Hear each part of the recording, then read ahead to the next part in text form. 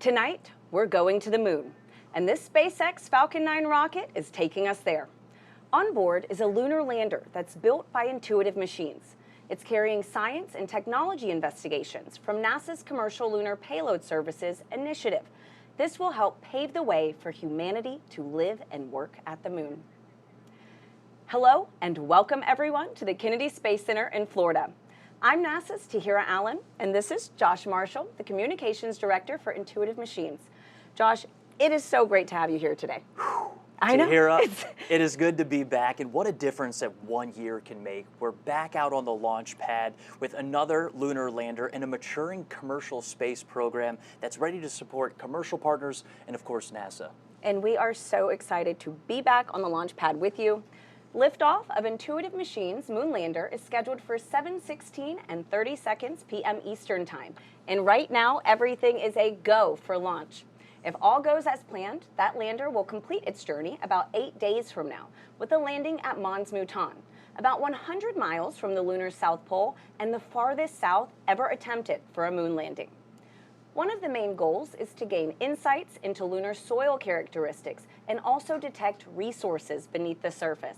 Josh, describe the build-up to this moment today. I mean, oh my goodness, for Intuitive Machines. I'll try to sum it up for you. Back in the early days of the company, we started this mantra of, if people see your excellence and that you do the things that you say you're going to do, exceed those expectations. And after our first mission, well, we have some room to grow, and this moment is another opportunity to push that bar forward, get hardware to space, and show people what Intuitive Machines is capable of. Well, I mean, you've already accomplished so much, so good luck tonight. Now, there are more than a dozen NASA and commercial instruments headed to the moon tonight, and we're going to walk you through them over the next hour and a half. But first, Josh, tell us a little bit about your spacecraft. We've got a replica of her right here that's sending all this new technology to the moon. Well, first off, we love her, and her How name could you is not? Athena, including her solar panels. She's just over 14 feet tall. With the landing gear, she's just shy of 15 feet wide. That's about the length of a standard car parking spot. The lunar lander weighs nearly 1,500 pounds and is capable of delivering about 220 pounds of payload to the lunar surface. That is a lot of science, Josh. So, you know, we talked about having commercial instruments on board this lander. Can you walk us through some of those payloads on Athena? Absolutely. Let's take a look at some commercial ones. We have Lunar Outpost Map Rover underneath the garage right here. We'll move this around. We have Nokia just on this side. And if we pivot back this way a little bit, you have Lone Star Data Holdings Data Center over here. But I want to talk about a payload that's helping us solve one of the challenges we found from IM-1, and that was regulating the thermal temperatures underneath the lander's top deck solar array, this area right here. So what we did is we partnered with Columbia Sportswear and brought in this material. It's called Omni-Shade Sun Deflector. Can I hold it? Absolutely. And what it does is regulate that extreme heat and extreme cold that the lander experiences underneath that top deck solar array. Wow, that's incredible. And so all these commercial payloads that you've been pointing out, they're all on the outside of the lander because, as I understand, Athena's fuel tanks are on the inside of the core structure. You got it right. Cool. That's liquid methane and liquid oxygen tanks inside of the lander. What that requires is extremely cold fuel to be loaded inside of the vehicle. That fueling process started about 3 hours before launch, and fueling stops just before liftoff. And what is really cool, to meet those requirements, SpaceX developed a way to fuel the lander while it's already attached to the rocket and on the pad. Now let's head on over to SpaceX and Mission Control in Hawthorne, California. Thanks, Tahira. I'm John Innsbrucker, Falcon Principal Integration Engineer here at SpaceX. And I'm Yomezo, a lead propulsion engineer here at SpaceX. Now, IM-2 marks our 24th mission of the year after a busy 2024, where we launched a record-breaking 134 missions. SpaceX was honored to launch last year's IM-1 mission, which is the first commercial lunar lander to land on the moon, and the Blue Ghost 1 mission just last month. And we're excited to once again partner with NASA as part of the Commercial Lunar Payload Services Initiative, which you'll hear us refer to as CLPS.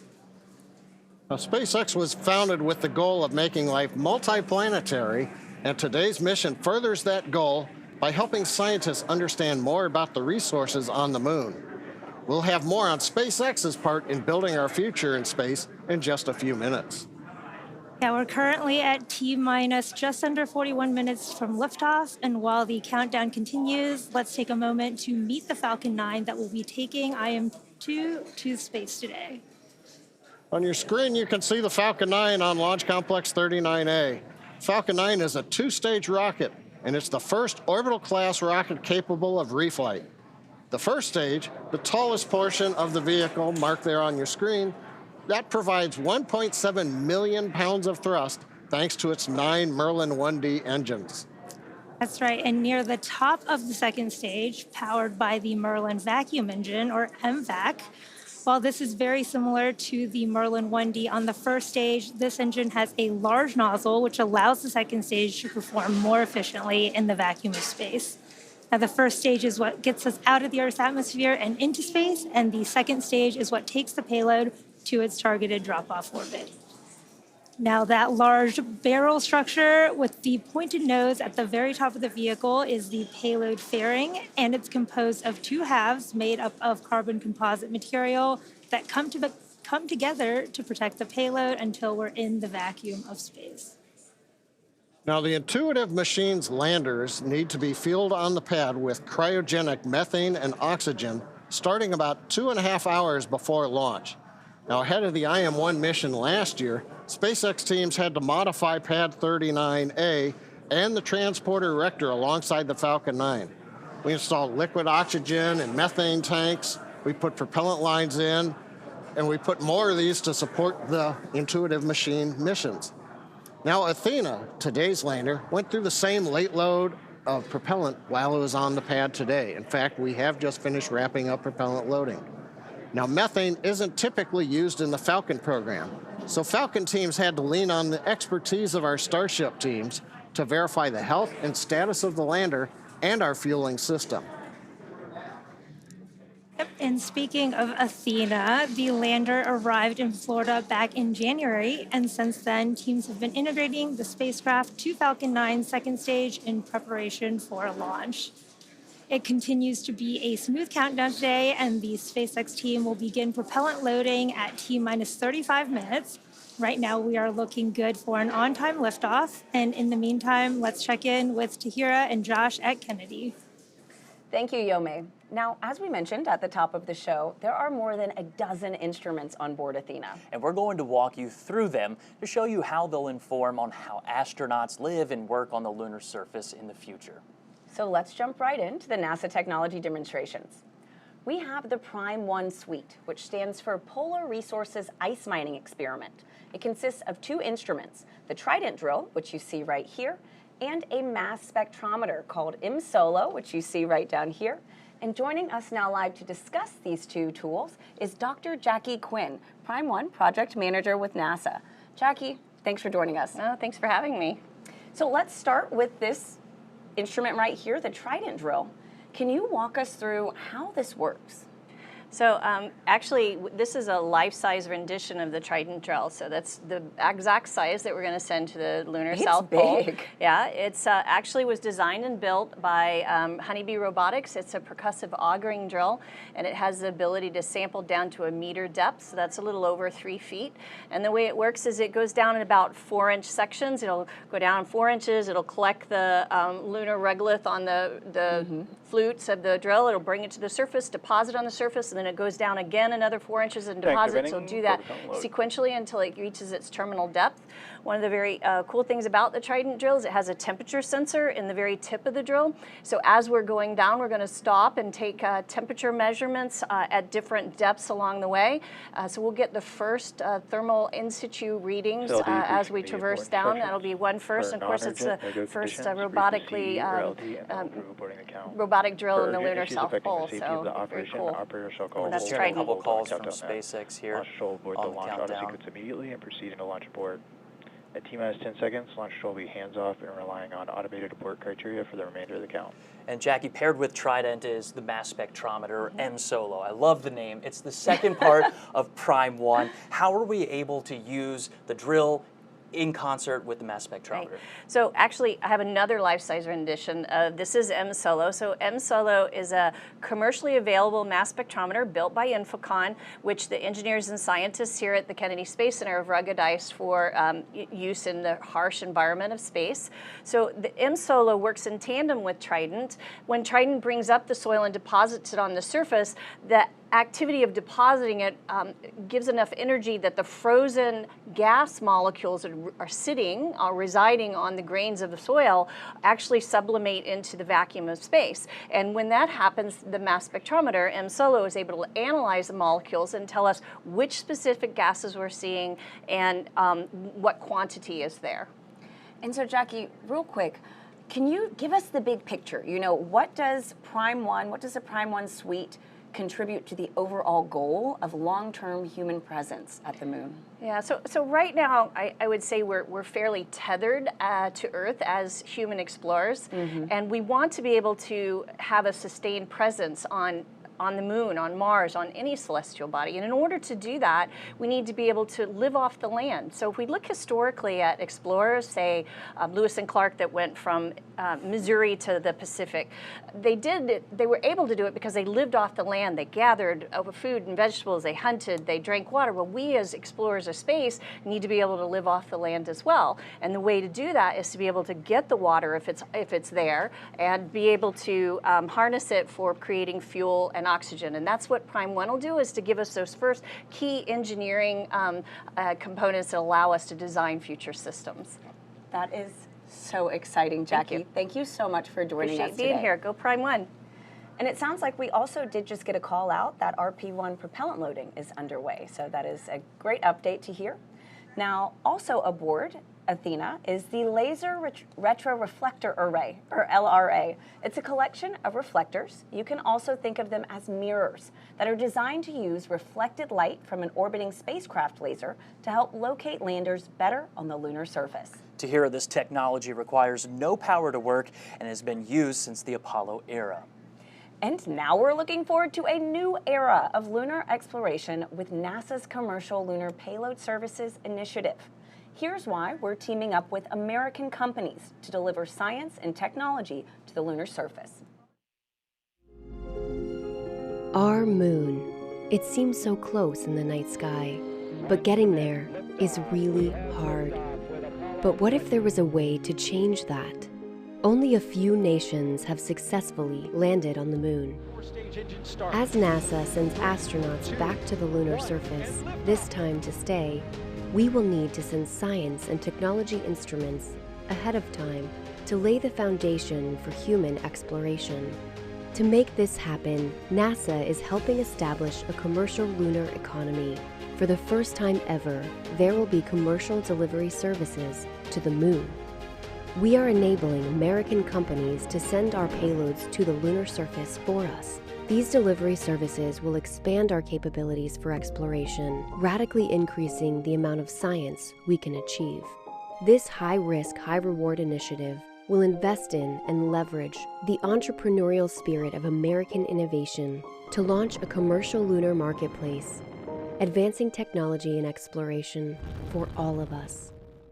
With this never-before-seen streamlined access to the moon, we will be able to make novel measurements and develop technologies that scientists have long wanted to do on the lunar surface. And as this new industry matures, this commercial delivery service for NASA and other customers could expand beyond the moon to other destinations in our solar system. And we can learn to live on another world because we are explorers. Josh, one thing that I think is super cool about tonight's delivery being led by Intuitive Machines is that it's controlled from your mission control, and it is a super unique setup. That's right, Tahira. Let's take a live look at Nova Control. This is the nerve center of our entire program at Intuitive Machines. Starting now, we have 3 primary flight controller teams working 24/7 to monitor, command, and control our lunar lander during its journey to the moon and Athena's mission on the lunar surface. Here's a closer look at how Athena may accomplish her mission. Athena's mission may provide the wisdom required to define How will humanity live and work on the moon? These kind of questions, where we go from being observers of the moon to builders on the moon, this is the first step to beginning to answer those kinds of questions.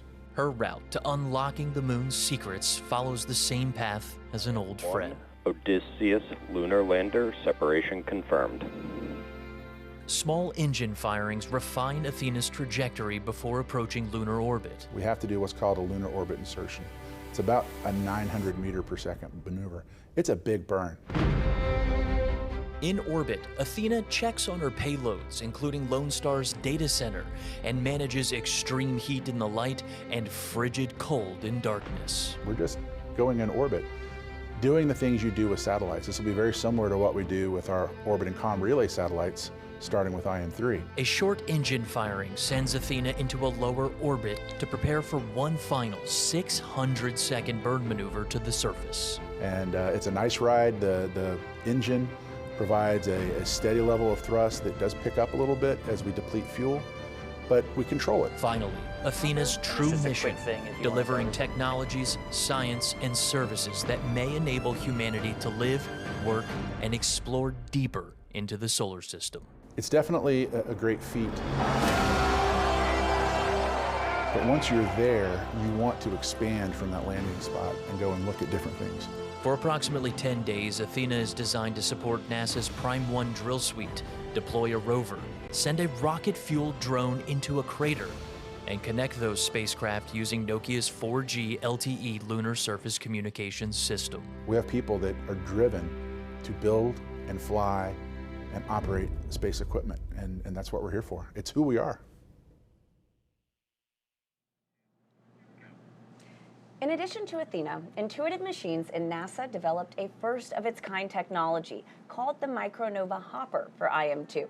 We're joined now by Trent Martin, the Senior Vice President of Space Systems at Intuitive Machines, to talk about the Hopper. Trent, welcome. Thank you. So, I hear over at Intuitive Machines, y'all call the Micronova the Grace Hopper. We do. Naharika Agrawal, our project manager for the Hopper, named it after Grace Hopper, who was a pioneer in software programming. Well, what's such a fitting name for another pioneering technology? You know, Absolutely. Hopper had big support from NASA's Space Technology Mission Directorate through what we call a Tipping Point Award. Can you explain why that is? You know, what is it about Grace that has everybody so excited? Yeah, so we had decided that we were looking for a technology that could be utilized to go to extreme locations on the moon. In particular, places that rovers couldn't go. We had settled on the Hopper, and we started working on the Hopper through a partnership with NASA through the Tipping Point opportunity. We were able to fund that, fly it to the moon, and prove out this technology, prove that we can go down into pits or down into permanently shadowed regions or even into lava tubes on the moon. Wow. And once she's in a pit or a lava tube or a crater, what payloads do you have on board conducting the science that you expect to get back there? Yeah, so this first mission, we didn't intend to have any payloads on this, but we actually have 3. So we have a camera system so we can look down, see what's underneath. Through a partnership with the German Space Agency, we added a temperature sensor, a pyrometer, onto the foot of the Hopper so that we can sense the temperature down inside of a permanently shadowed region. And then working with a company out of Hungary called Pulley Space, we put a neutron spectrometer on board so we can actually tell if there's water down inside of a PSR. That is so exciting. Now, so you talk about Hopper going inside these craters, these lava tubes. Does she have to hop back out to transmit the data, or can she do it from right inside there? Well, we believe that she's going to have to hop back out. However, partnering with Nokia, we've actually put a Nokia antenna on top of Hopper. And based on the analysis that Nokia has done, we believe that we will be able to communicate outside of that PSR that we're flying into just by bouncing the signals off of the walls of the crater. But we'll find out. That's part of the experiment. How far away is that crater, and how many hops do you think it'll take to get there? So we're going to take 5 hops once we get to the surface. 1 to get us off of the lander, and then several different hops to prove that we can fly parabolically, we can fly a steady level flight, we can fly down into the PSR, and then wait a period of time and then fly back out of the PSR. We'll be 700 meters away from the lander by the time we're finished. It is so exciting just hearing about the complexities of, you know, this lunar technology that's going to the moon. And Trent, we wish Grace safe travels into the history books. We do too. Thank you very much. Thank you. Now let's head back to SpaceX in Hawthorne, California, where John and Yomi are standing by live right now. Thanks, Tahira. Everything continues to be go for launch as we count down to liftoff in just 26 minutes from now. Now, not only is the Falcon family of vehicles supporting NASA's lunar efforts through contracts like CLIPS, but we're also working directly with companies to help support a growing commercial industry, and that's unlocking space for both commercial and government customers.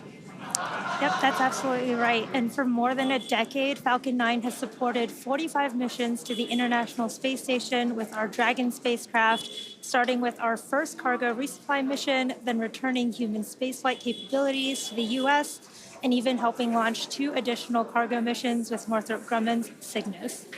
All of these missions have enabled science and research to be conducted on the International Space Station. Yep. A lot of work from low Earth orbit. Now, since 2022, SpaceX has supported the next generation of commercial space exploration. We've done the launch of 3 private astronaut missions to the space station, and that's been in partnership with Axiom Space. Now, in the near future, Axiom plans to attach a module to the ISS, and that will eventually detach and form an independent station, one of many commercial space stations that will come online soon, as well as after the International Space Station exits service at the end of its operational life. That's right, John. And when ready, SpaceX will help deorbit the space station. NASA awarded SpaceX a contract to develop the US Deorbit Vehicle, or USDV, which is a modified Dragon designed to guide the ISS through a controlled re-entry into Earth's atmosphere. This will be a pivotal moment in spaceflight history, and as the space station departs orbit and hands off the baton for future private missions like those from Axiom or VAST, which is working on developing space stations that launch directly into orbit. And you can see that on your screen right now. Now, SpaceX's drive to unlock space does not end there. In 2021, SpaceX launched Inspiration 4 on a 3-day journey around the Earth. It was the first all-civilian mission to space. And missions like Inspiration 4 that you can see here, Polaris Dawn, and the upcoming From 2 mission, those allow commercial astronauts to conduct research and other activities in the microgravity of outer space, as well as demonstrate new technologies while orbiting the Earth. Now, as some of you may recall, last year the Polaris Dawn crew reached the highest altitude ever in Earth orbit since the Apollo program. They participated in the first ever extravehicular activity, what we call an EVA, where they stood up in Dragon wearing SpaceX-developed EVA suits. They also conducted 36 research studies and experiments designed to advance both human health on Earth and during long-duration space flights. There's a nice view of the very top of Dragon where they conducted that EVA from in the SpaceX suits. Yeah, those were incredible missions. And all of these missions, including today's IM-2 mission, are helping set the stage for future missions to the Moon, Mars, and beyond. And of course, SpaceX continues to support NASA's Launch Services program with missions like Sphere X and Punch, which are currently scheduled to launch in just a few days. So very exciting times ahead, but back to today's mission. Let's check back in with Tahira and Josh over at KSC. Thanks, Yome. So we are at about T-minus 22 minutes from liftoff tonight. Josh, if all goes as planned, this would be the second lunar landing for Intuitive Machines. I mean, that has to feel good. It does. And just last year, we became the first commercial company to land and operate on the surface of the moon, despite a harder than expected landing caused by a laser altimeter mishap. Now, so what did your team do to assess IM-1 and really make modifications for this second mission tonight with Athena? Right. After IM-1, the entire team met and reviewed every minute of the mission. What went right, what went wrong, and identified a few improvements for Athena. Namely, we've taken extra steps in testing to ensure Athena's laser altimeter is rock and roll ready to go, Tahira. I mean, that sounds great, Josh. So let's talk about this landing site. The landing for IM-2 is at Mons Mouton. It's named after the award-winning NASA mathematician and computer programmer Melba Mouton, who contributed to the successful Apollo 11 moon landing. Mons Mouton is about 100 miles from the lunar South Pole, climbing nearly 20,000 feet high. That's about the height of Mount McKinley in North America. This mountain is also about the size of Delaware, stretching 2,700 square miles, and will be the southernmost lunar landing ever attempted. Now, Josh, can you break down what are the differences between the IM-1 landing site from your first lunar landing and the IM-2 site for Athena tonight? Well, both of these sites are lunar highland areas, very similar when it comes to that. The IM-2 landing site is about twice as close to the South Pole than our first mission. Why was Mons Mouton chosen? Was there anything specific that you all used to really narrow this down for IM-2?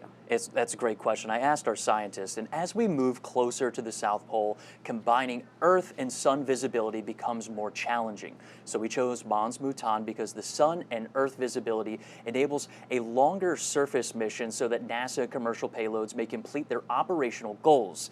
It also has a crater close by that we're targeting for Grace to explore called Crater H. We'll have to think of a better name for the next round of explorers that drop by. Absolutely, Josh. That's so funny. Now, and those explorers could be, Artemis astronauts. The Mons Mouton area is also one of the potential landing locations for the Artemis 3 mission. It's a region no other crewed mission has ever landed or explored before. Here's a closer look at the type of preparation that goes into returning from the lunar surface in our Artemis Moon Minute.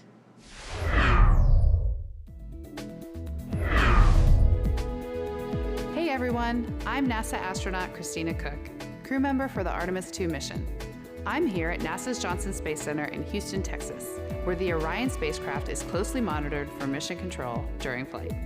Speaking of the Orion spacecraft, teams are gearing up for another important exercise off the coast of San Diego, California.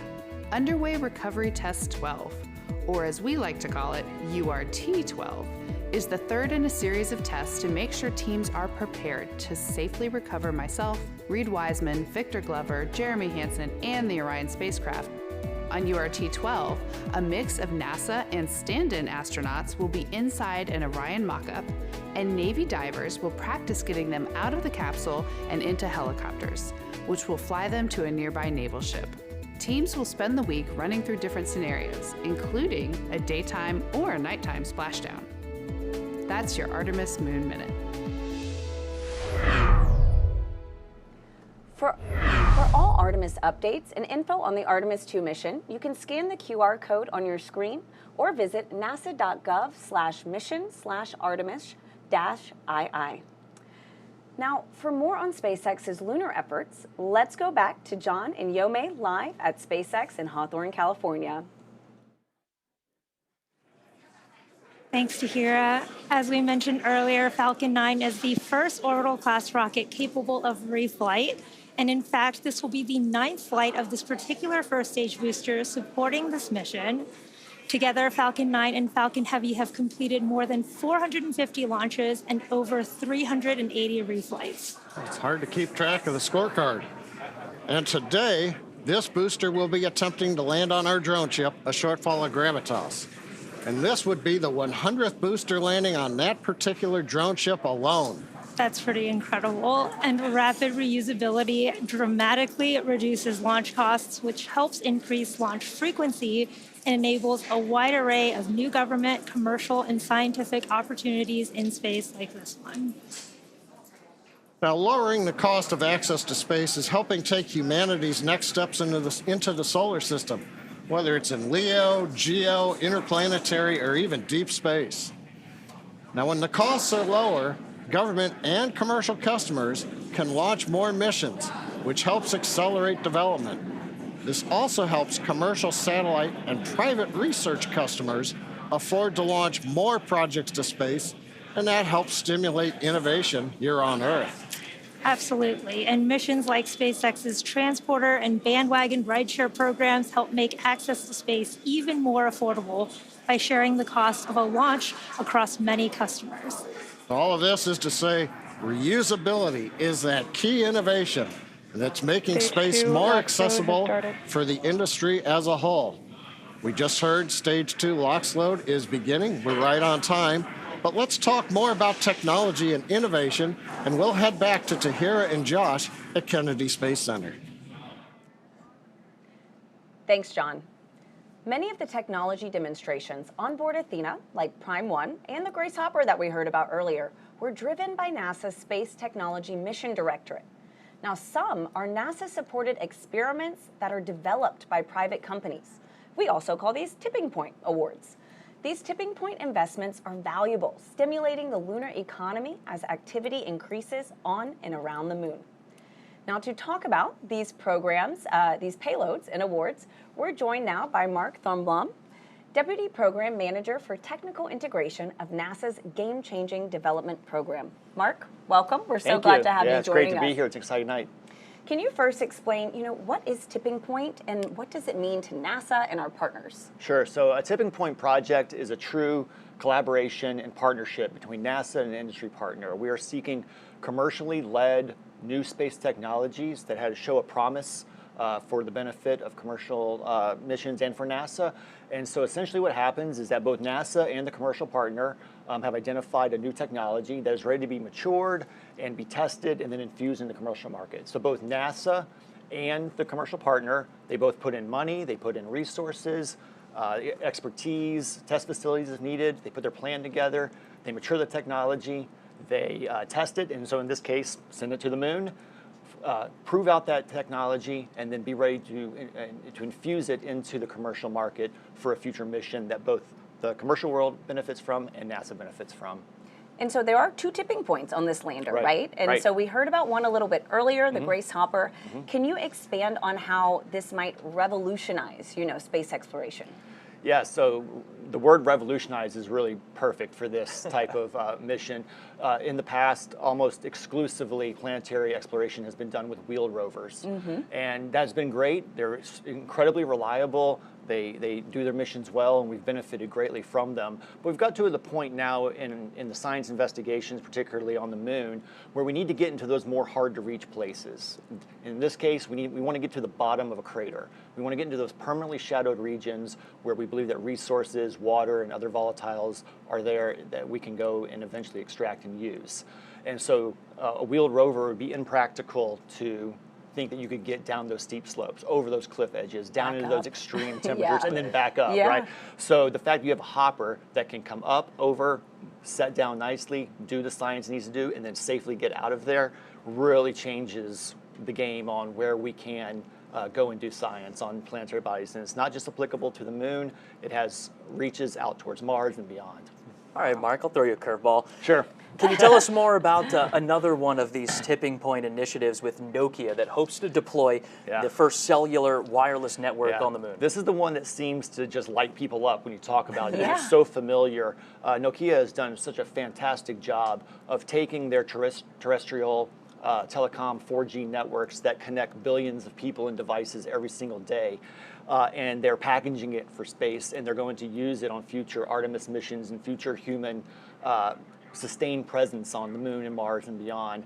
And so to get a 4G network and to get that high-speed data, voice and datacom, and have your kind of local intranet connecting all your devices up there really is an important part of meeting communication requirements for a human mission. So this demonstration is going to teach them a lot about what they need to do to collect that data. The environment is obviously very different. You're in a vacuum environment, the temperatures are different, the regolith's going to play. So the way the network responds will be a little bit different on the moon than here. So they need to collect that data so that they can go back and optimize their systems and be ready to deploy on a human mission. Yeah, I think revolutionize was the right word for these two payloads. This is incredible. Awesome, Mark. Josh, so how is this integrated onto the Athena spacecraft then? Well, Nokia's network in a box is mounted high up on one of Athena's closeout panels, and she has two antennas on top of Athena, and it connects both of those lunar mobility vehicles that we're talking about exploring the moon's surface. All right, well, thanks, Josh, and thank you so much, Mark. Absolutely, thank you for having me. Thanks for joining us. Now, when things get busier on and around the moon and Mars, astronauts and robots are going to need a way to stay in touch with each other. Here's a deeper look at how the Nokia tipping point will provide a communications network to help prepare us for that future. On Earth, a cellular network has many components: base stations, radio units, and a core network that manages the connection between users and the network. Nokia's technology miniaturizes and integrates all of these components into a single network in a box. This is Nokia Bell Labs Network in a Box that you can hold in your hands. It contains every single component that make up a 4G LTE network.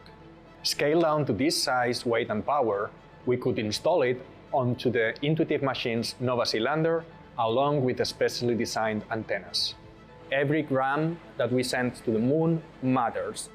While compact, the system also has many redundancies and fail-safes, allowing it to recover and heal itself. We also overhaul the system software to minimize the impact of ionizing radiation that would normally cause sensitive electronics to malfunction. The network links directly to devices in both the Lunar Outpost Map Rover and Intuitive Machines Micro Nova Hopper. For the mission to succeed, this network must be fully autonomous. It must deploy and configure itself once on the lunar surface. As the lunar rover goes about conducting experiments, and the hopper goes deep within a crater, the network must also constantly make adjustments to ensure it maintains connectivity. This is an uncrewed mission. There will be no human technician to tweak or repair the network if something goes wrong. Achieving that level of autonomy was a monumental task to undertake. Working with NASA's Space Technology Mission Directorate, Nokia plans to test the first cellular network on the moon. Success will have implications far beyond this important mission.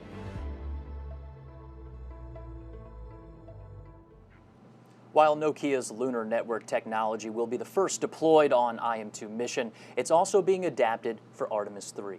That's right. Now, these high-speed capabilities will be incorporated into the Axiom Space's AX-EMU spacesuits, enabling connectivity on the lunar surface. You can think of this as our explorer's own cell phone network, but on the moon. Together, efforts like CLIPS and tipping points are helping advance humanity's reach into our solar system and shape our country's approach to exploration through commercial partnerships. Tonight, Intuitive Machines' lunar lander is taking NASA's science and technology demonstrations to the moon under the Commercial Payload Services Initiative, or CLIPS as we like to call it in the business, right? Exactly, Josh. And under CLIPS, NASA asked commercial companies like Intuitive Machines to provide lunar delivery services that advance capabilities for science, exploration, and the commercial development of the moon. Tahira, it's through CLIPS. NASA selected Intuitive Machines to deliver its Prime 1 drill suite and laser retro-reflector array to the moon. However, Intuitive Machines added commercial payloads like the Diamond Yaoki rover, Pulley Space Water Snooper, and others to make commercial lunar ambitions a reality. And it's by collaborating with NASA and leveraging CLIPS as a springboard, we've developed services for delivery, data transmission, and infrastructure that commercially develop the moon. Not just for us or NASA, but for all. Absolutely, and it is an exciting time, Josh. So tonight is also the third CLIPS delivery that is launched on a SpaceX Falcon 9 rocket. Let's send it back to John and Yome at SpaceX in Hawthorne, California, as they walk us through the final moments of the countdown. We will see you after launch. Now, as we mentioned at the top of the program, Falcon 9 is enabling these launches of the moon, including the Hakuto R mission, IM-1 a year ago, Blue Ghost, and Resilience, and of course tonight's IM-2 mission. Now, beyond the primary payloads, ride shares like the 3 additional payloads you can see, well, you can't see here, it's below the lander, but those ride shares will be helping to build the lunar economy. All these missions are something that Yome is going to talk about. And these are coming in flight. Thanks, John. Yeah, all of these missions are developing our future in space and helping to support sustained human and robotic activity, including scientific research, resource extraction, and infrastructure development. Now, you should be able to see here some of today's rideshare payloads on the stack there, just below the Athena lander. Now, NASA's Lunar Trailblazer is also hitching a ride today, and we'll learn more about that later in the webcast, as well as Astroforge. They're an asteroid mining company flying its Odin spacecraft, which is headed towards the near-Earth asteroid 2022 OB5. Gotta love some of those asteroid names. And finally, Epic Aerospace's Chimera Orbital Transfer Vehicle, which is what is known as a space tug, a vehicle that works in space to help payloads move to their desired altitudes. And we'll learn more about these in just a bit. Yeah, these systems are paving the way for our sustained presence both in space and on the moon as we deliver landers, crew, satellites, and rovers in the next few years, building up the moon's equivalent of low Earth orbit, which is known as lower lunar orbit, which will act as the staging point for future missions, supporting lunar communications and providing platforms for science and research. And in the near future, reusability will extend all the way to the moon, with reusable landers flying their first missions. Frequent, low-cost launches from the moon will eventually allow for lunar exports, like metals and helium-3, which can help support future deep space mission to Mars and beyond. We're coming up at T-minus 5 minutes. Let's turn our attention to Falcon 9, the spacecraft. The good news is all systems are currently a go for on-time Tanks liftoff. pressing for Starlink retract. We just heard the call out. The tanks are pressurizing. We're stiffening the Falcon 9 up in preparation for strongback retract. The strongback is the structure you see on your screen right behind the Falcon 9. You're looking right now at the payload fairing, inside of which Athena, the lunar lander, and the 3 rideshares are located. We also have had the transition to internal power for the spacecraft. That happened several minutes ago. Also, we heard some of the call-outs. Strongback retract is running. Their strongback retract begin to run. We have finished loading fuel on the first stage. We are loading liquid oxygen on the second stage, so we are on time, not working significant issues. What we're waiting to see right now is the 2 clamp arms from the strongback begin to open up. I think we can just start to see it now. It takes about 16 seconds to retract. Following that, we will then begin to recline the strongback away from the Falcon 9. Yep, and you can see those clamp arms are opening as we speak. The vehicle is nearly fully loaded with propellants and will complete at the T-minus 2 minute mark. The range is also green and ready to support today's launch. And if for any reason we do not launch today, we do have a backup opportunity tomorrow at 7:11 p.m. Eastern Time. At this point in the countdown, both the first and second stages are nearly fully loaded with 1 million pounds of kerosene fuel and liquid oxygen. Falcon 9 uses 2 propellants. One's a refined form of kerosene called RP1, or Rocket Propellant 1, and we also use LOX, or liquid oxygen, as our oxidizer. Now, fire generally needs 3 elements to ignite: heat, fuel, and an oxidizing agent, in this case, oxygen. That's the fire triangle. In our case, the liquid oxygen is chilled well below its boiling point. That makes it denser, and that means basically we can load more of it into the rocket. Yep, and the third part of that fire triangle is a chemical known as TTEB, or triethyl aluminum and triethyl borane, which we use as an ignition. Stage 1 LOX load complete. There's that call out for stage 1 LOX load complete. And the combustion of RP1 and LOX is what makes the rocket go, and it's that TTEB mixture that sets the match to the propellant mix. Now, in addition to finishing LOX loading on the second stage in about 30 seconds, we'll have another major event at T-minus 60 seconds, and that's Falcon 9 computers going in startup. The autonomous first and second stage internal flight computers will take over the countdown. Inside of T-minus 2 seconds, we'll light the Merlin 1D engines for liftoff. And right now, though, coming up on T-minus 2 minutes, the Intuitive Machines payload continues to be healthy, and the Falcon 9 team is tracking no issues on the rocket.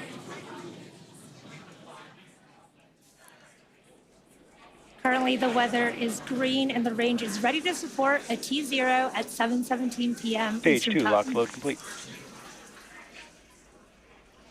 Okay, we've heard the call out just inside T-minus 2 minutes. Lock load on second stage complete. You can probably also hear the background enthusiasm. Everybody is getting ready for a launch to the moon. Next major event coming up right now. Ground gas closeout. Ground gas closeout. That means that strong back alongside the Falcon 9. We're draining any propellant from the ground lines. We're venting gas overboard. That'll also create what's typically a large white plume that comes off of the strong back. The cold gaseous oxygen we're venting off of the strong back mixes with that warm Florida air, and you get a large white cloud, and you can see it streaming away. Waiting for the call out for startup of the flight. Falcon 9 is in startup. You see and hear it. We're in startup. Everything looks good. We're going to get the LD go for launch. And with that, let's pause for a minute and listen to that go. LD, go for launch. Right on time. Always love to hear that call out.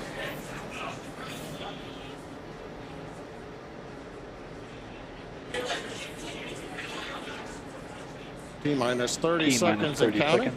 All systems are go for launch of Falcon 9 with the Intuitive Machines lunar payload.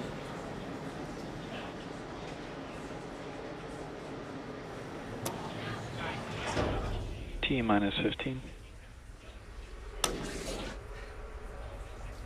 T-minus 10, 9, 8, 7, 6, 5, 4, 3, 2, 1. Ignition and liftoff. Go Falcon, go Intuitive Machine.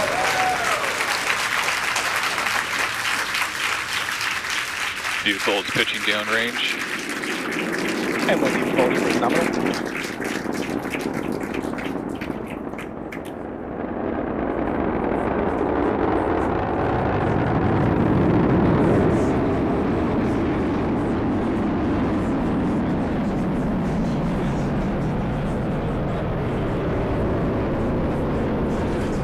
Falcon 9 carrying IM-2's lunar lander Athena has successfully lifted off at pad 39A. We're heading to the moon. We heard the call out of the pitch kick. That's a small tilt of the vehicle. We're still going pretty much straight up, but now we're also slowly heading horizontal. You heard that call out for power and telemetry nominal, and once we reach orbital altitude, we're going pretty much horizontal to the Earth. The rocket needs to go about 17,000 miles per Falcon hour. 9 is supersonic. Horizontally. We heard that call out. We are supersonic, and in just a few moments, we will pass through max Q, or maximum aerodynamic pressure, on the booster. Max Q. We're through max Q, and the Merlin 1D engines have throttled back up to full power. Next call out we ought to hear is MVAC chill. Falcon 9 data is continuing to look good as the first stage heads out over the Atlantic Ocean.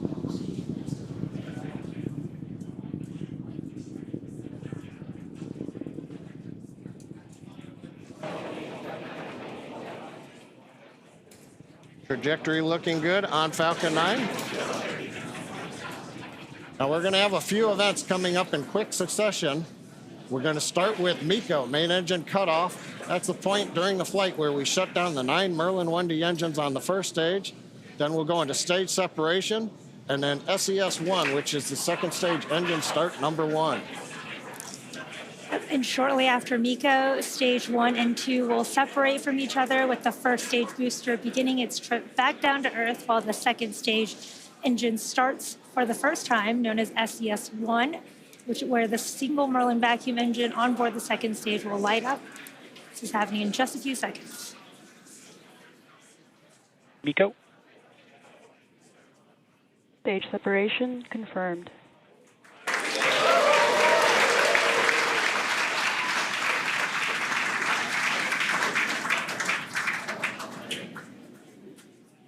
And vac ignition. Call-outs of 3 good events. You heard it, and you should have seen it there on the webcast. MECO Stage 7, SES-1. Now, the first stage is not powered. It's shut down. Great views coming from the second stage cameras as we have just had sunset a little while ago at Kennedy Space Center.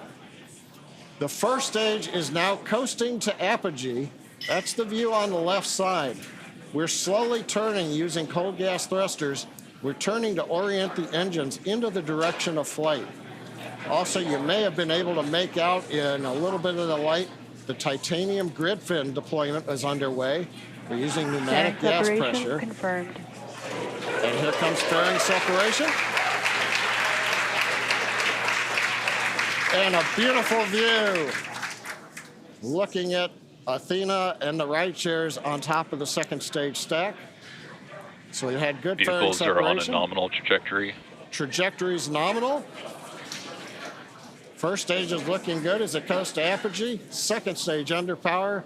Yome, everything continuing to look good right now on the mission. Yeah, we are at just over T plus 4 minutes into today's mission. IM-2 is SpaceX's 24th launch this year, and we are currently in the first of 2 planned MVAC burns. Around the T plus 6 minute mark, you should see on your screen the first stage's entry burn. It's currently making its way back down to Earth. And for that entry burn, we will relight 3 of the M1D engines on the first stage, starting with the center engine, followed shortly by the engines next to it, which will slow down the vehicle as it passes back into the Earth's atmosphere. Now we need to slow down the first stage to reduce re-entry forces, which will help us recover and reuse that first stage. And you can follow along on your screen to the telemetry on the bottom left and right of your screen for the stage 1 and stage 2 speeds and altitudes. You may have noticed on the left side of your screen, first stage altitude has begun dropping. We have reached apogee, and now we are under the pull of gravity, headed back down to the Atlantic Ocean. Now, to slow us down, we'll use that entry burn. And that means we're firing 3 Merlin engines to decelerate the Falcon 9, but we'll still be moving very rapidly. And that's going to cause the vehicle to fly through the Merlin exhaust gases. That's also known as the rocket's plume. And this will deposit a layer of soot on the vehicle surface, one of the signatures of a flown booster. Now, that soot comes from the carbon-based fuel that Falcon 9 uses. Now, it took us almost 2 minutes since separation to get up to apogee.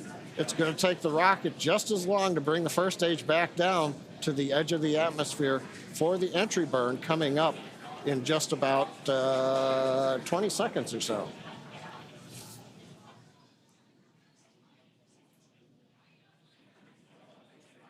Now, as a reminder, the first stage that's supporting today's mission is performing its entry burn for the 9th time. Falcon 9 is the world's first orbital reusable rocket. This is important because it's that reusability that allows SpaceX to refly the most expensive parts of the rocket, and that in turn drives down the cost of space access. Stage 1 entry burn startup. Stage 1 FTS is saved. There's that call out for entry burn startup, and this will be about a 30-second burn, slowing that first stage down as it re-enters the Earth's atmosphere.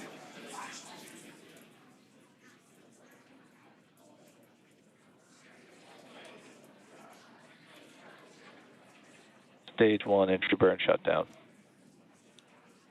There you can see the end of that entry burn on the first stage. And on your right, you can see the second stage still in the first of 2 planned burns, carrying the Intuitive Machines 2 payload to the moon. Now, coming up next, we will shut down our MVAC engine on the second stage, followed quickly by the landing burn on our first stage. And the second engine cutoff of this first burn will be in just about 30 seconds at the T plus 7 minutes and 46 second mark. Stage 2 is in terminal guidance. You can see on your bottom right the speed of the second stage accelerating as we are in that burn. Stage 1 transonic. Stage 2 STS is saved.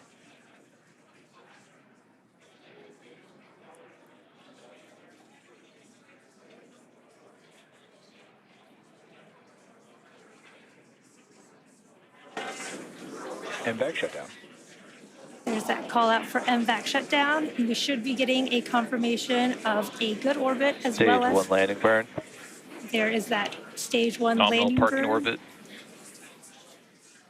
and that confirmation of a good orbit on stage 2. Let's watch stage 1 come back home.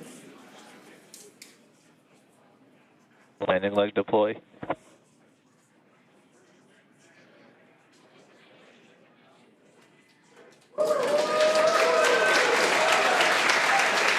Stage 1 landing confirmed. Awesome views of that first stage landing. There you have it. That was the 413th recovery of an orbital class rocket, including first stage landings for Falcon 9 and Heavy. Oh, first stage is back on the drone ship. Beautiful mission. Second stage is in the parking orbit in our low Earth orbit. Now the mission does continue in space with stage 2. Coming up next, we have the second burn of our MVAC engine. We call that SES-2. And that'll be the second stage burn around the T plus 36.5 minute mark. And we'll follow that with spacecraft separation. Until then, we're going to send you back to Tahira and Josh at Kennedy Space Center. Thank you, John and Yome. If you're just joining us, welcome to the Space Coast of Florida, where we just witnessed live the beautiful liftoff of the moon-bound Intuitive Machines lunar lander named Athena. It launched on top of a SpaceX Falcon 9 rocket from Launch Pad 39A right here at Kennedy Space Center. Intuitive Machines is an American company based in Houston, Texas. We developed and built a complete space program around our lunar lander that's carrying, among other things, several NASA payloads. And if everything goes as planned, in 8 days, Athena is expected to land at the Mons Mouton region of the moon, about 100 miles from the lunar South Pole.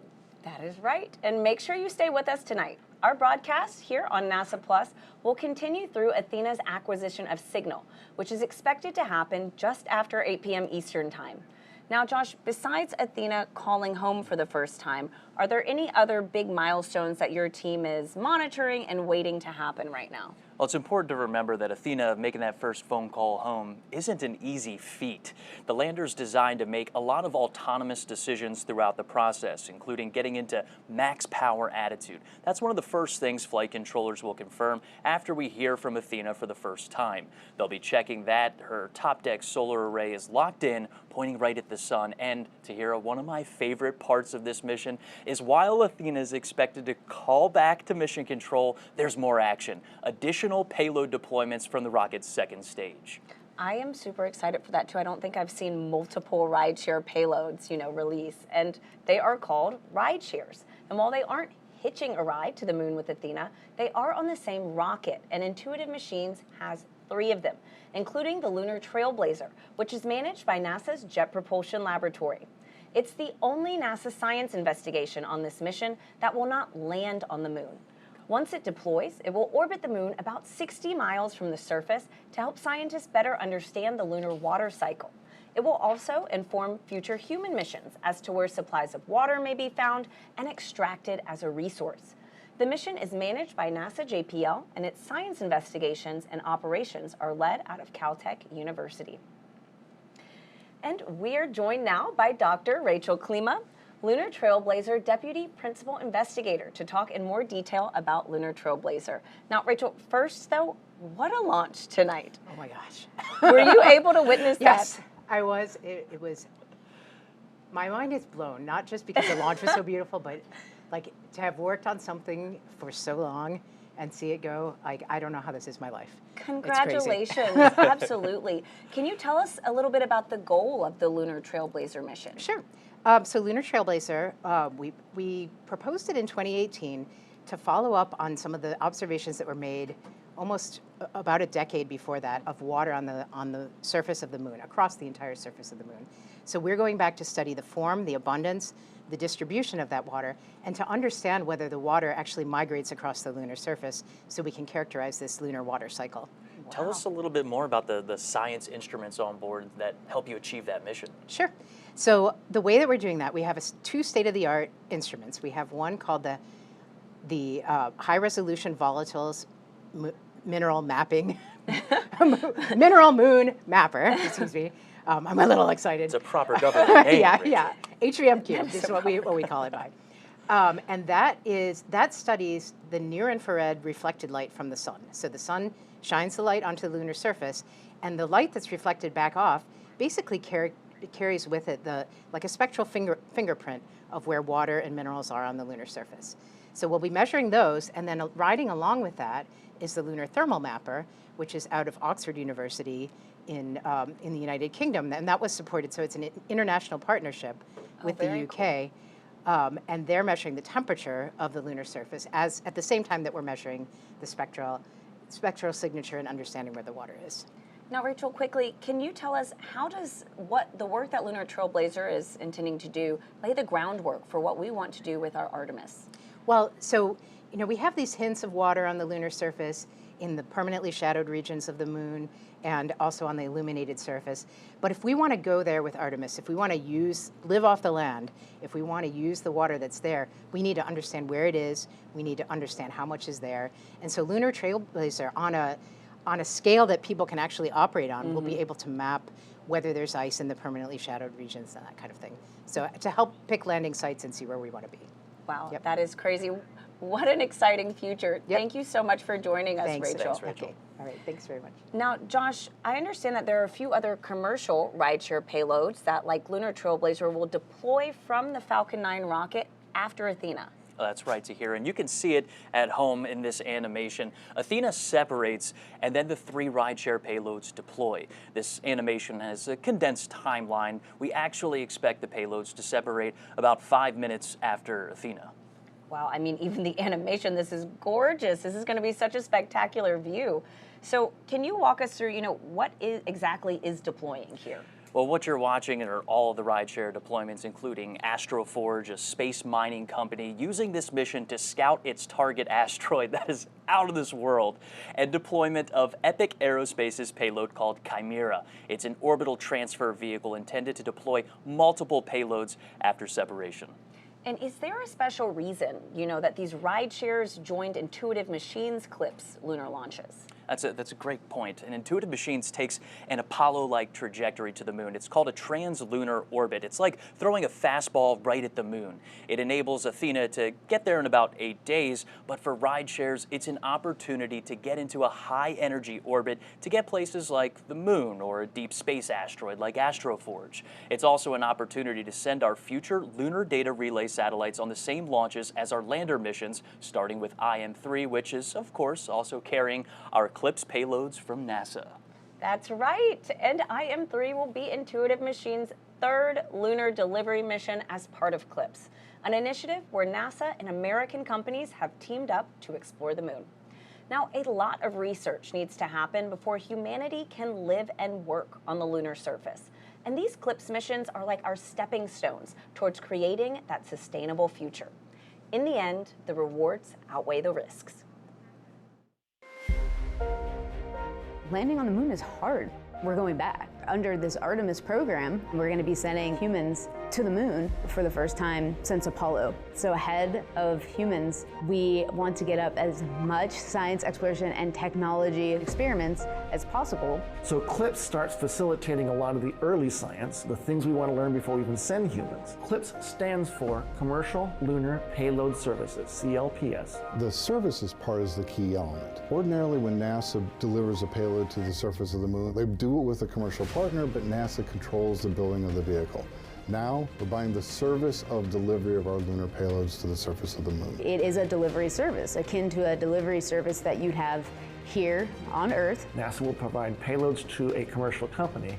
They decide how to get it to the moon. They have to develop their own lander, but they also have to manage the entire end-to-end mission. It's meant to provide affordable, rapid, frequent access to the lunar surface through American companies. We're funding different companies. We have commercial companies that are competing to win task orders to deliver our payloads to the surface of the moon. One of the goals when we started CLPS was to help establish a lunar economy. Somebody has to do it first, and then it becomes commercially available.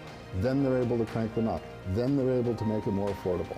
And so the lunar surface is just the next frontier for a commercial environment. But we had to acknowledge up front, all the way through the highest levels of the agency leadership, that some of them will fail. These missions may not be as successful as a traditional NASA mission. We have accepted the risk that going through this innovative approach with these commercial companies, that there could be some failures. Some of them are new companies. None of them have ever successfully landed on the surface of the moon. So they're going to learn lessons. We need to give our vendors the opportunity to learn. And so that'll help ultimately buy down our risk as these companies learn, okay, what does it take to actually build up the lunar lander, integrate payloads, get to the lunar surface and land safely? They've been able to demonstrate that they have very, very good technical depth and the ability to design and execute missions. We're willing to take more shots on goal. And we aren't risking human life. And in the big picture, if we're flying missions at 1/10 of the cost of a NASA mission and we fail 2 of them, we still get 8 missions for that same price. Even with 1 or 2 or 3 failures, this is still a very economical proposition. It's a risk posture which is more risk tolerant than NASA is accustomed to.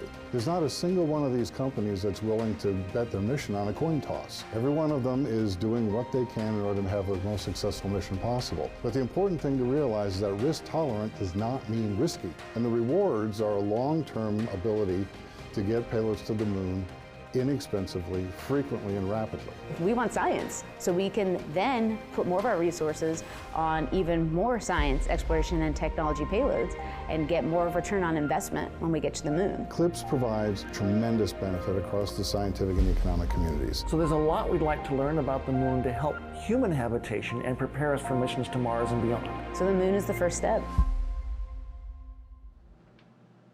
Joining me now are Dr. Nikki Fox, the Associate Administrator for NASA's Science Mission Directorate, and Dr. Joel Kearns, the Deputy Associate Administrator for Exploration. Now, Nikki, Joel, what a launch tonight. Wasn't it beautiful? I know. Does it ever get old? No. Never. Absolutely not. Never. Oh. Never. No. Particularly when NASA science is going to the moon on it. I know, right? It's more than just a launch. Like, think about, again, the future. So to talk a little bit about the future, Nikki, I know you're very passionate about how science can enable exploration. Yes. So can you talk to us about how the investigations and science going up tonight are really going to enable humanity having this long-term presence at the moon? Yeah, I mean, obviously, science enables exploration, but exploration enables science, and that's why we're so excited about having this partnership as we move forward. NASA science does great science wherever we go in the universe, literally. From the center of the sun to the edge of the universe, we're doing fantastic science. But the really cool thing is when what we're doing is really enabling humanity to take next steps. And so as we return to the moon, we're not just returning to the moon for a short trip, we're returning to stay, and then the moon lights our way to Mars. And so all of the experiments that we have that we're putting on CLIPS are just there to enable us to do the next great things for humanity. And so, Joel, as part of CLIPS, it is really to team up with American companies to help advance the capabilities of the commercial development of the moon.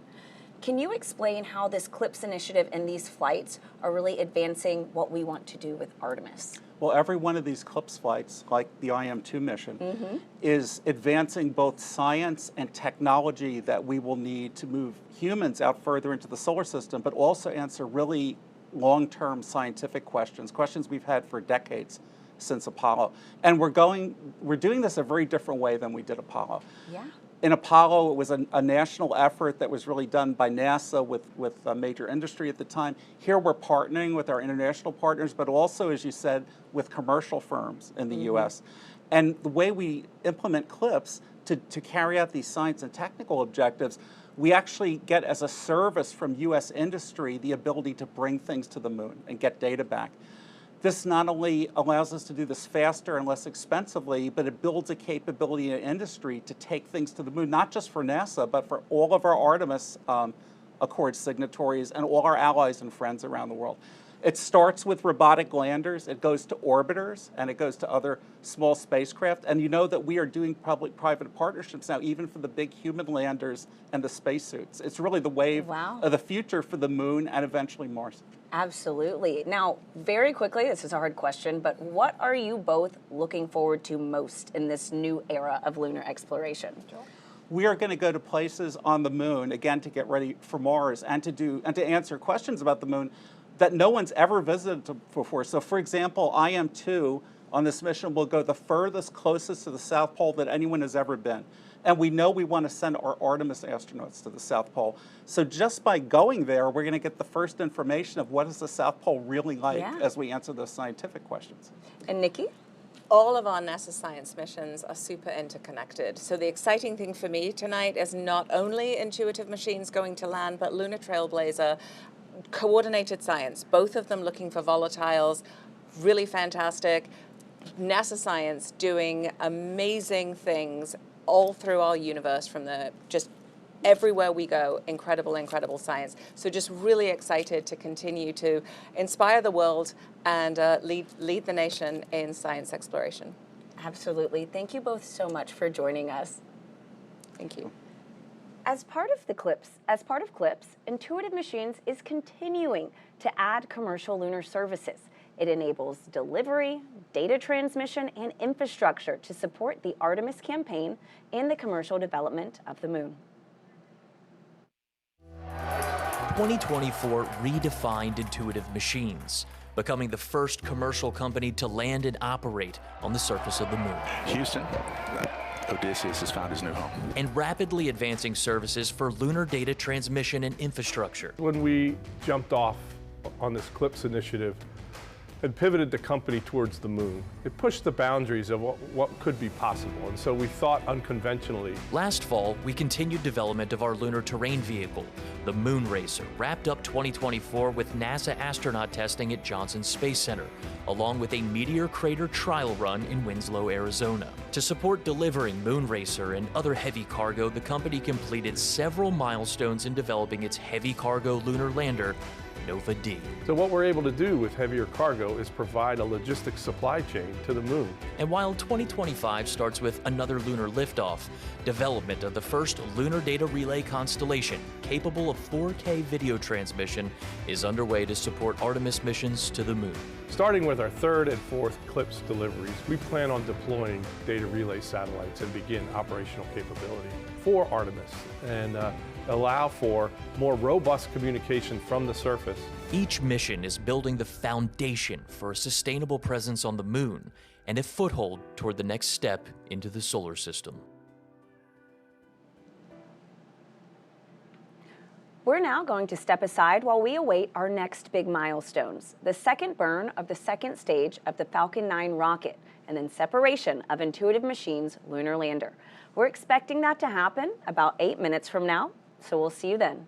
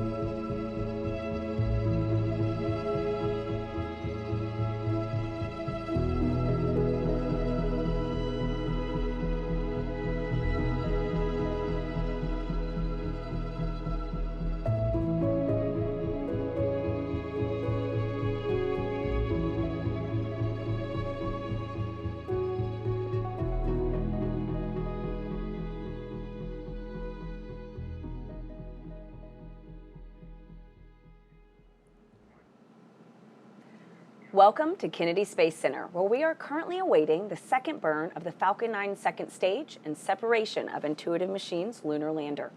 This comes after a successful liftoff of the Falcon 9 rocket with the Intuitive Machines lunar lander named Athena at 7:16 and 30 seconds Eastern Time tonight. And in approximately 8 days, Intuitive Machines expects Athena to deliver her cargo to the Mons Bhutan region of the moon, the southernmost lunar landing attempt in American history. But first, Tahira, the lander has to separate from the launch vehicle's second stage.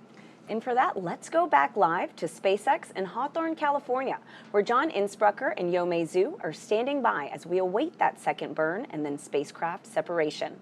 John, Yomei? Thanks, Tahira. We are a couple minutes away from our second and last relight of our MVAC engine. That'll happen at T plus 36 minutes and 25 seconds. And the second burn will last just over 60 seconds, and you can watch the velocity increase on the display on your screen. Right there, we saw a little bit of solid oxygen drifting off. We're actually purging everything. We're getting the engine ready to relight, chilling it in. At the same time, we've been using little cold gas thrusters to just kind of push all the propellant down to the bottom of the tank, so it's right over the inlets of the turbo pump. So we're ready to pull it in when we start to spin the engine for burn number 2. Well, and that's called settling, right? And we use nitrogen to perform those maneuvers.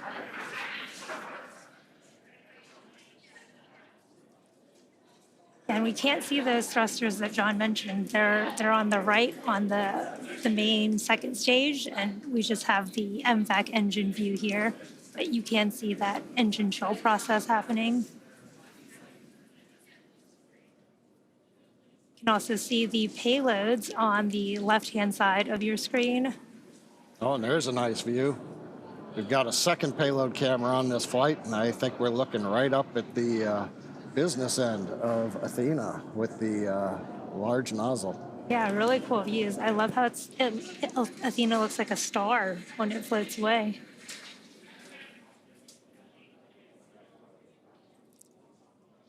Again, we are coming up on that second engine startup 2 in just a few seconds here. Again, this will be about a 60-second burn.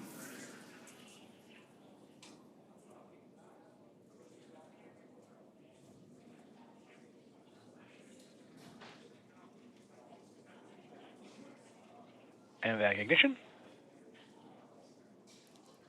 That's the call out for MVAC ignition.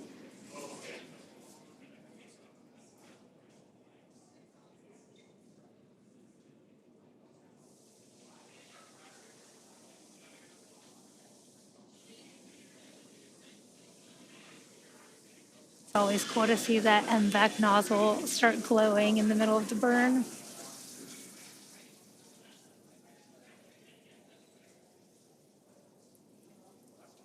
We are about 30 seconds into our 60-second planned burn on the second stage, carrying Athena and the rideshare payloads to the moon.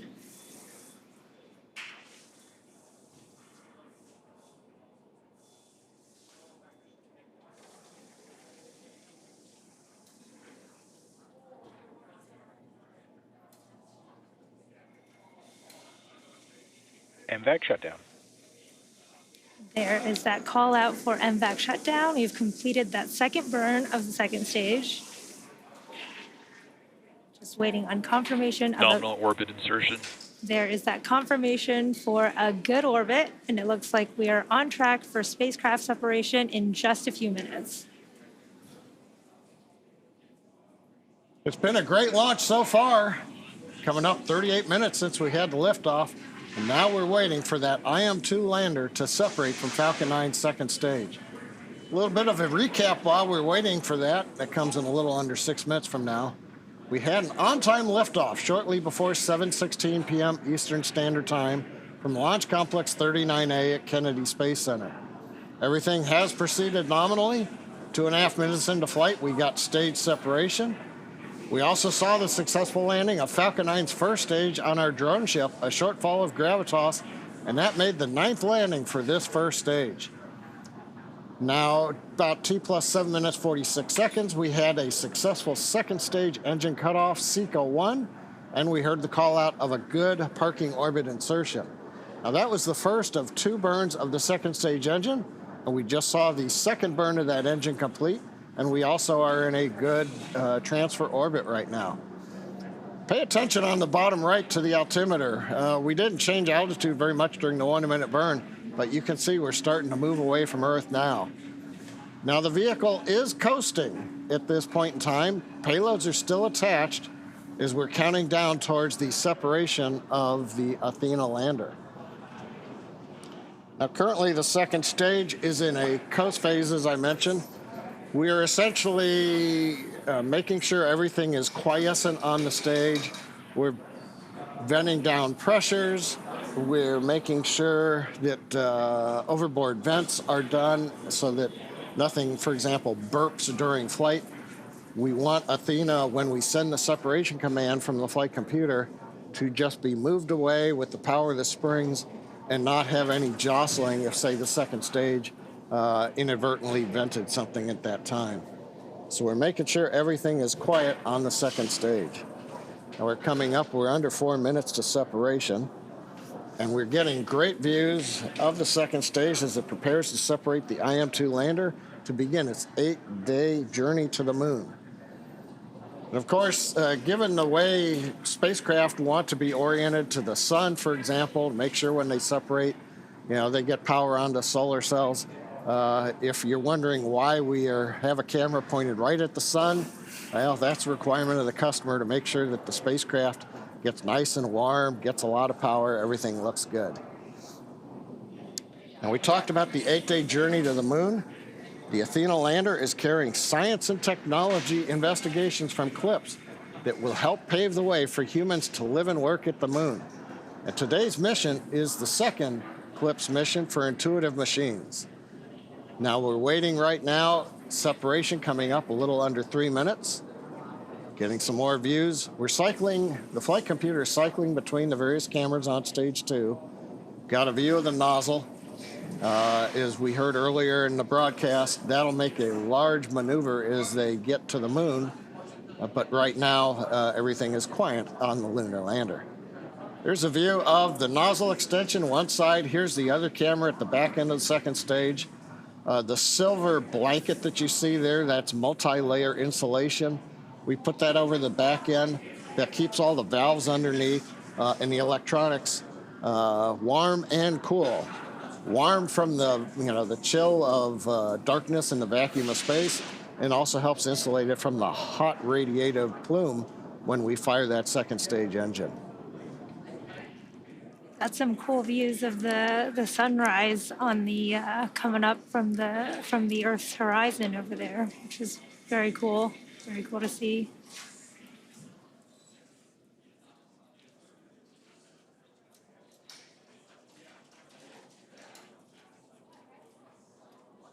"42 minutes, everything continues to be nominal on the second stage.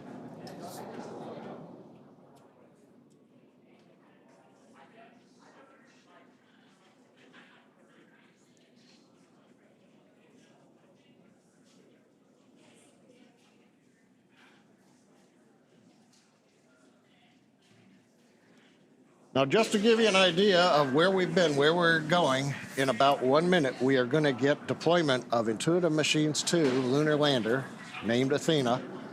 We had the launch. We got into orbit with the first burn of the engine you see there on the screen. We just finished the second burn about 5 minutes ago, and we are in a coast phase on stage 2, making sure everything on the stage is quiet, do final vents, and then make sure that the stage is very stable, it's not moving around. And then we'll see deployment. It'll be interesting. I'm not sure which camera views we're going to get at deployment. Now, once we do the deployment, we then start another sequence that takes about 3 minutes and 50 seconds, and then we will get to the rideshare deployments. We'll have one, and then every 20 seconds, and then 20 seconds after that. Right now, we're just counting down, waiting for deployment. So let's listen into the countdown net.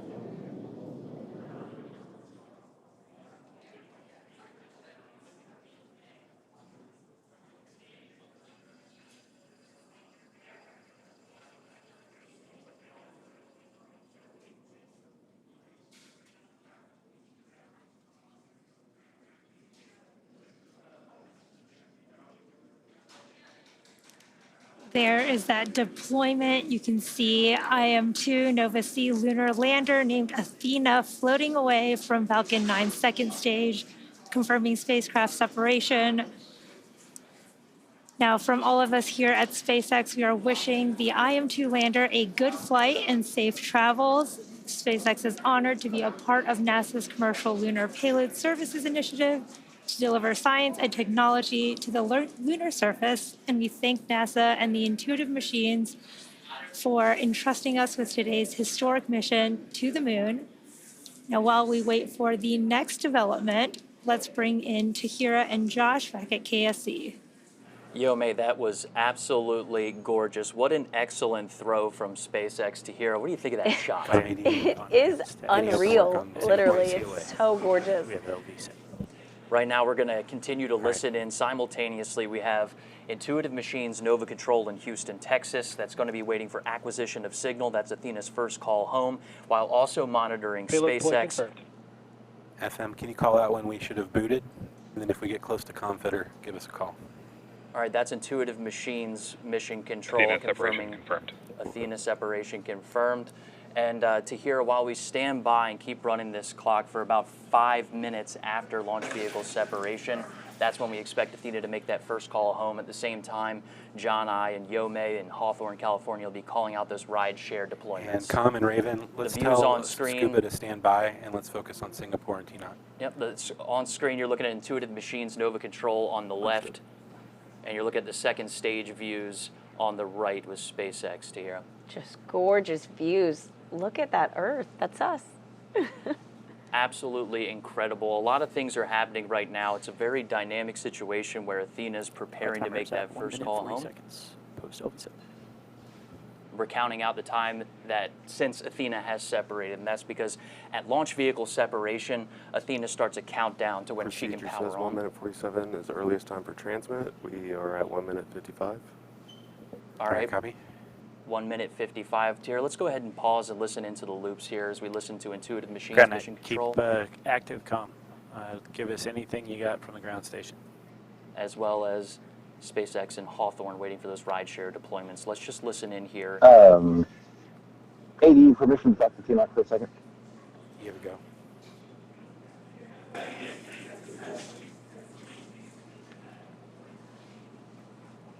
Those calls you just heard are the ground net stations that you're looking at right now inside of Nova Control, waiting for the ground stations on Earth to acquire Athena's signal. We're standing by in Houston for Athena making that first call home, standing by in SpaceX Hawthorne for waiting for those 3 rideshare deployments. We expect all of these things to be happening simultaneously. And Josh, right now from Hawthorne, we should be about 30 seconds away from starting that sequence of rideshare deploy. First up should be Astroforge's Odin. 20 seconds after that, Lunar Trailblazer.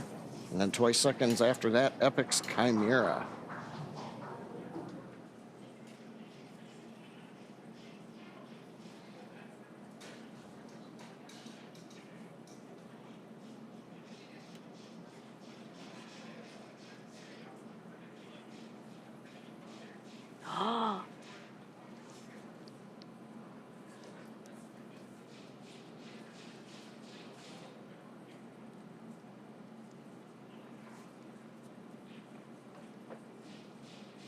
Odin deployed, as you heard over the net.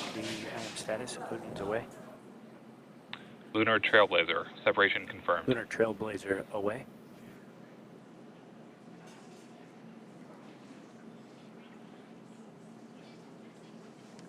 We heard the call out in the acknowledgement. Lunar Trailblazer separated. Wait about another 10 seconds, and it'll be Chimera. We will have an OEM for them. Priority right now is Singapore. Chimera away.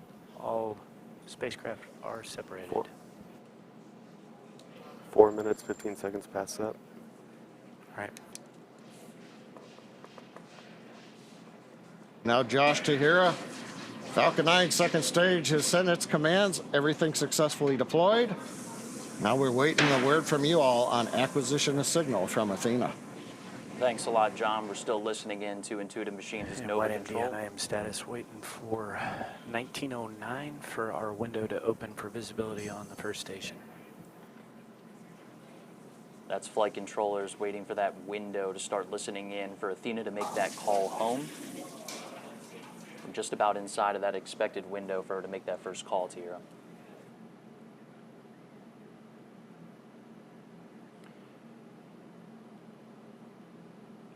We expect Athena. We're still standing by for connection with TNOC, is that correct? That's good feedback. I'm getting. Should I enable randomization? Yeah, we're getting some information. We're waiting for visibility at our first ground station to hear. Those are the large radio astronomy dishes on Earth that are needed to make that connection to Athena out in space. What she's doing right now is autonomously commissioning. That's a process where she's turning on her power systems, getting into max power attitude. That's pointing that top deck solar array right at the sun, making sure we're getting good power coming through. Again, I'm just getting a little bit of information here that the visibility of the first station, that first ground station, to make that connection with Athena, 1909, so probably here just in the next couple of minutes. Mission Control is just going to be standing by for that opportunity. Until that window comes, 6 minutes post-up. We're not going to hear that confirmation until that ground station's ready to receive that signal. Now, Josh, Copy that. what COM, we're happened? expecting 1909 for the visibility. That's correct. It's 1909. They're talking in Central Time, so that's 8:07 here on the East Coast. So here, just a couple minutes away, flight controllers are watching their screens, waiting to make that first connection with Athena while she's been autonomously commissioning herself in space. That process of getting to max power attitude, getting her radio pairs on, and making that first call home, all while moving just about 24,000 miles per hour. She's doing a lot. That's right. Now, Josh, what happens if Athena exceeds that time window? Well, if Athena exceeds that time window, it's okay. She's also programmed to swap radios and antenna pairs to get in a better configuration to make first contact with flight controllers that your folks at home are watching on the left side of your screen. That's Nova Control in Houston, Texas.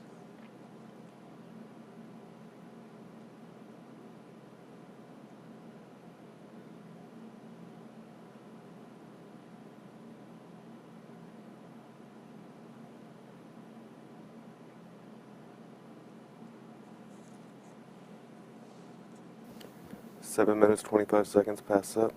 Copy that. That's 7 minutes and 25 seconds since we watched We are Athena halfway separate. to trip and fitter. I understand. We should be getting a call shortly from TNOC to connect. All right, that's a good call from our activity director. That's John Graves, waiting for our ground station to connect to Athena as we continue to watch video from the second stage. That's SpaceX on the right and Intuitive Machines on the left. We'll see, what time do we have here? About 8:08 p.m. Eastern Standard. We're standing by for the ground stations on Earth to receive the signal that we expect. Athena is ready and already making that call back through that autonomous commissioning process. Tahira, you touched on what happens if we don't make this connection. It's going to be all right. It's okay. Okay, good.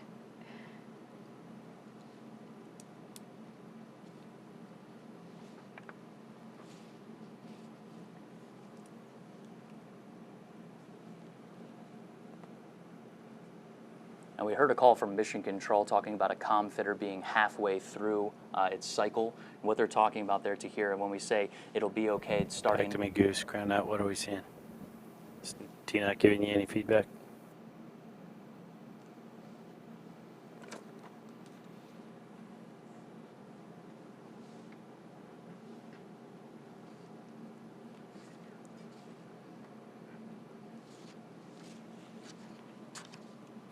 Calm while they're working that. When is visibility open for Okinawa? 1:29. All right, so we're listening in to when those ground stations will have coverage to connect with Athena in space. What about DSS 34? Let's go ahead and toss it back to John and Yome in Hawthorne, 1:15. California. In 5 minutes. We are 9 minutes, 30 seconds past up. Copy that. And FM Oh, comes down thanks, 15 Josh. minutes and it just swaps towers, right? Now we're hearing comms in the background right now. Yes. Now, for those of you following along, you'll know that this mission marks our 24th launch of the year. And we're gearing up for the Sphere X and Punch mission, launching from Vandenberg Space Force Base very soon. And in the coming weeks, NASA's Crew 10 mission to the International Space Station. You can always follow along at SpaceX.com launches for up-to-date missions and schedules. And before we sign off here at SpaceX, let's go back to Tahira and Josh at Kennedy. Thanks a lot, John and Yome. Super Dave. So if you think we can do that and get at least a Farm B up there, that would be great. All right, Tahir, we have exceeded our nominal acquisition of single timing estimate, and flight controllers are starting that new set of procedures that will continue over the next several minutes. They're working to confirm our communications configuration is correct, that the flown trajectory we receive from SpaceX matches those expectations, and that our ground station dish is using the right trajectory. That's been a lot of the timing and things that we've heard in chatter right there in mission control. All right, and we are watching flight controllers in Nova Control right now, working to confirm where Nova sees separated from the launch vehicle, and then matching that data to the ground station's dish that's currently working to acquire the lander's signal. The team's expected to continue this process for several minutes until Athena's autonomous procedures start a new process. We've heard them call out a couple times of how much time is left until ComFitter, and that is part of that new process to communicate back to Earth. This includes cycling Athena's power systems, switching radios, and swapping antennas to sets that had not been used yet. All at the same time, we're working with SpaceX to confirm a good launch vehicle separation. That means a good translunar orbit. We mentioned that at the top of the show. How long would it take us to configure the DSN data connection? Go ahead and turn it on. It should be on now. Okay, ground net. And that's our ground net trying to work the ground stations that are on Earth to make that connection with Athena. But right now, we know that Athena... Just passing 12 minutes in SEP. We have 4.5 minutes before ComFitter trips. Copy. Thanks, FM. We know that... 3 minutes. Let's move. We know that Athena is on a fastball shot toward the moon. That's that translunar orbit. It does give us a lot of flexibility within our flight path. DSS 34. And there's some more calls working with those ground stations, enabling the ground stations to make the calls and make that connection with Athena. Status is start bend. All right. We're going to continue to monitor progress inside of Nova Control. I have command active for DSS 34. All right. Telemetry.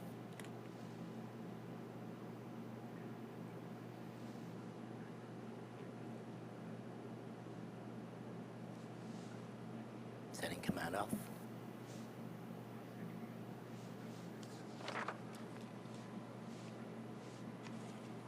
All right, so as we continue to monitor progress inside of Nova Control, we're going to pause to continue listening into what folks are saying inside of Mission Control. But let's just recap what happened leading up to and after liftoff from Launch Complex 39A at NASA's Kennedy Space Center. We saw liftoff to here just around 7:17 p.m. Eastern Standard Time. Then we saw a really good shot there. Beautiful. Enabled DSS 34B. I believe DSS 34B is another ground station within the Deep Space Network, possibly. Telemetry active. All right, are we getting updates? I don't see packets yet. All right, that's a key word there. We're waiting for packets. That means that we're receiving data packets down from Athena. Just about 8.5 minutes after launch, we did see that great booster 14 minutes past that. On a drone ship. And then a second stage startup just about 36.5 minutes after launch. We saw Athena at launch vehicle separation. All right, Groundnet, what do we need to do to get telemetry packets? I'm not sure. We should be seeing them now. All right, we're standing by for data packets.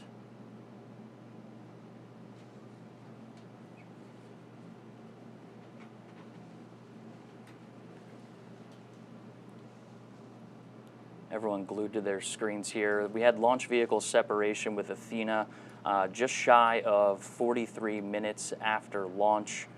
Nominal acquisition to signal about 5 to 7 minutes. We've exceeded that time. We touched on that autonomous process of what Athena is doing, but right now it's more of a manual process inside of mission control as those flight controllers are working to configure the ground stations that are required to make that call. It's possible that Athena is powered on. All right, so while TNOC is working, looking for anything we can shake on the DSN side to get packets. And so, Josh, we've mentioned a few different ground stations tonight. If they get this signal from any of them, does that work?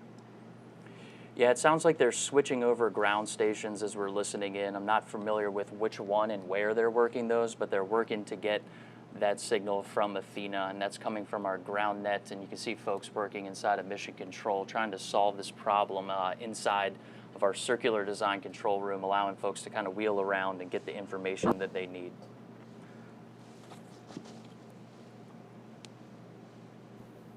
FM, so we're expecting about a minute for the power cycle, and then another 15.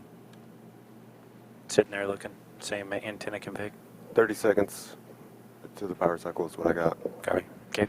All right, as we enter this... Call it out, we'll start a timer. As we enter this power cycle, we're going to continue to work that autonomous process with Athena. We're at 16, 17 is what I'm showing. Is that what we got? I'm now at 16, 17 right now. Okay. Copy.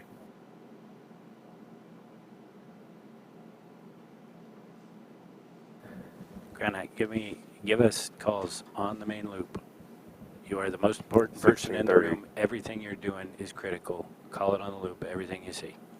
All right, as we hit this repowering process, it's going to start several long terms where background net, everything goes on the main loop. It'll give Athena some time to configure her systems if that's what's required, but it's also going to be some time gaps. Do we have Condor in the room?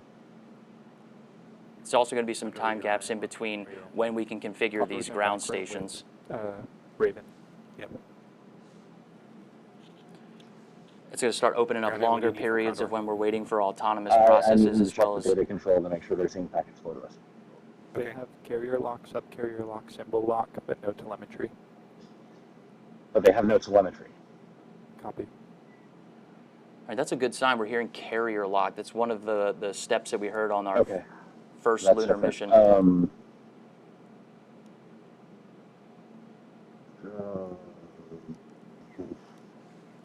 I need to borrow somebody's phone.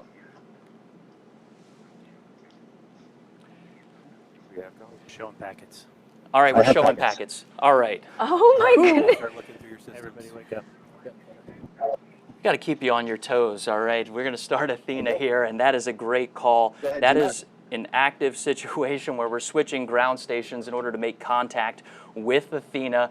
Kept us on our toes. I feel a little flushed in the face, but getting those data packets and getting that confirmation from Mission Control, best news I heard all night. I didn't think anything was going to top watching that launch, Tahira. So, Josh, can we breathe easy now? Orange Groundnut, can I? We can. It sounds like we have our packets and we're working those challenges, but the important thing is we'll be providing those updates on our page as well as on our X account. As they continue to work this challenge. But what an action-packed moment, 3 rideshare deployments, take a look at what you got. and Athena's first call home to let us know she's ready for her lunar journey, and we continue to know that this is a journey filled with challenges, and successfully acquiring Athena's signal and getting those packets and maybe having some more challenges, we know that those are the steps toward getting the ultimate milestone, landing and operating on the lunar surface, Tahira. I mean, again, like you said, what an action-packed moment. So glad to get that call out. Now, Josh, can you tell us what is next for Athena? You know, can you give us any details on lunar landing? Well, with today's launch, we expect Athena to land about 8 days from now on March 6th. After vehicle checkouts tonight, we hope to send Athena's selfies with Earth in the background and capture new images along her journey. Over the first 5 days en route to the moon, she'll perform multiple small engine firings to hone in her trajectory toward the moon before committing to lunar orbit insertion. That's about an 11-minute burn to slow the lander down to get captured into lunar orbit. We expect to send another batch of lunar selfies back to Earth during Athena's few days. That's right. And finally, on March 6th, somewhere around lunchtime Eastern, we expect Athena to make a landing attempt and, if all goes to plan, spend about 10 days conducting lunar surface operations. Well, best of luck, Josh. That's going to wrap up NASA, Intuitive Machines, and SpaceX coverage of the launch of Intuitive Machines moonlander Athena on a SpaceX Falcon 9 rocket from Pad 39A here at Kennedy Space Center. And again, if all goes well, Athena is expected to land on the moon 8 days from now on March 6th. And we will bring you that coverage live right here on NASA Plus. Until then, you can find out more information about this mission and other NASA CLIPS launches by scanning the QR code on your screen or by visiting nasa.gov/CLIPS. Now, we will leave you with a replay of tonight's launch. From everyone here at NASA, Josh Marshall and Intuitive Machines and SpaceX, I'm Tahira Allen. Have a great night. T-minus 15. T-minus 10, 9, 8, 7, 6, 5, 4, 3, 2, 1. Ignition and liftoff. Go Falcon, go Intuitive Machines.